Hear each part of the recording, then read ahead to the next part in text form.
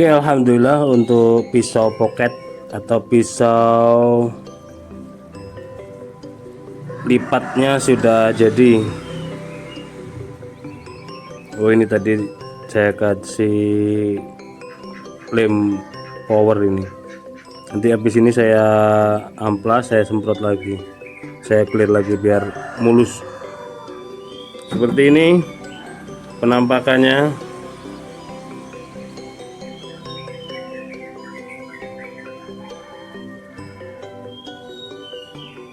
Bru jati putih ini akrilik, pin kuningan 1 2 3. Mekanismenya cuman ditarik.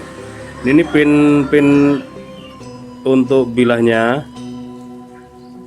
terus ini untuk penahannya. Oke, seperti ini. Untuk materialnya sendiri dari gunting bekas yang kemarin ya, gunting bekas gunting, yang satunya jadi pisau dapur dan yang ini jadi pisau pocket atau pisau lipat.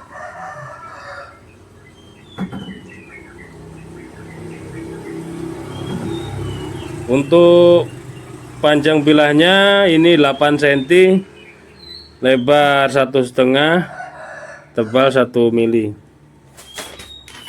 Sudah kita sepuh ya, untuk guntingnya sudah kita sipuh. Dan ini tadi asal-asalan ngasahnya cuman di grid bill grinder itu di grid 120, terus saya poles, tapi Masya Allah tidak mengecewakan. Biasanya kan dari 120 saya naik ke 320, 400, 240, 320, 400, terus di terus dipoles jadi tambah halus tajamnya. Tapi ini sudah sangat cukup, karena tadi malam sempat dikritik Bu admin ya, katanya kok kurang kenceng, nanti takut pas dipakai gini. Nah, pagi ini saya modifikasi sedemikian rupa supaya bisa kenceng. Alhamdulillah bisa kenceng ya. Harusnya sebelum dipin ini, pinnya sini kiri kanannya itu dikasih ring, terus dipin sehingga dia kenceng. Tadi malam kendor ini, terus saya ini alhamdulillah pagi ini mendapatkan pencerahan lah istilahnya, bagaimana supaya kenceng. Seperti ini untuk bilahnya, penampakannya. Di sini saya clear biar tambah mulus.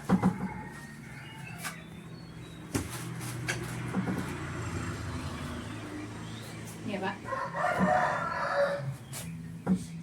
Pisau lipat. Kopinya.